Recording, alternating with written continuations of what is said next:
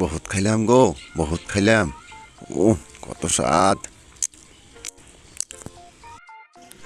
খাবার দিয়ে যে গিন্নি কই গেল, গলায় ঠেকলেও পানি পাওয়ার জো নাই।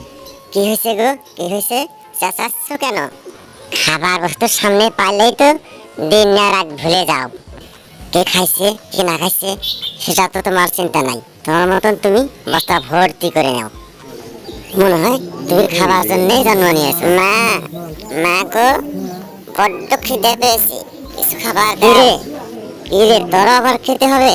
এই কেবল কালকে না ঈদ গেল, এখনই আবার খিদে পেয়েছে? তোরা তো খালি খাই খাই।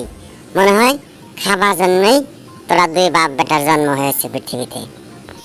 সারা পৃথিবী আপডেট হয়ে গেল, আমার পেটটাকে আপডেট করতে লাগবে না? যাই হোক, ওগুলা বাদ দিলাম। তুমি যদি আমাকে তাড়াতাড়ি আইফোন আর বাইক কিনে না দাও, খবর আছে। জঙ্গলিটা আবার কয় কি রে? ওই ওই বান্দর, খবর আছে মানে কি রে? তুই কি এখনো ছোট্ট খোকা? তুই না বড় হয়ে গেছিস? ও, আইফোন আর বাইক কেনার কথা কইলেই আমি বড় হয়ে যাই। ওই পশ্চিম পাড়ার কাল্লুর মেয়ে আসমা খুব বড় হয়ে গেছে, দেখে আসো গা। কে রে, এই বুড়ো বয়সে কি তুই আমাকে ফির বিয়া করতে বলিস? নিজেরটা খুব মনে থাকে, তুমি বিয়ে করবো কা? আমি না বড় হয়ে গেছি বললা। হাই রে কপাল রে, তোর সাথে আর পারছি না। আম্মু, আব্বারে কিছু কইবে না? নাই, কি আর করবো? তার আব্বা কিছু কইলেই তার আব্বারেও নিকা করাইবার চাস। আমি কিছু কইলেই আমারেও যদি আবার বিয়া দিবার চাস, তার কথা আর বন্দুকের গুলি।